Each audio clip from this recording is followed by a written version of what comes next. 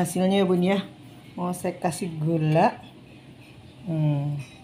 Pokoknya enak banget, lembut dan kenyal ya bun ya.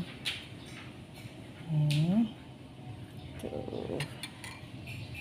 Sama yang ini juga mau saya kasih gula, mau dihidangkan sama bakso.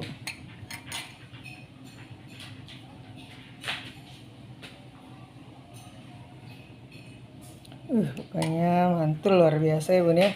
Ini santannya di atas sedikit. Pokoknya enak luar biasa, boleh dicoba ya bun ya.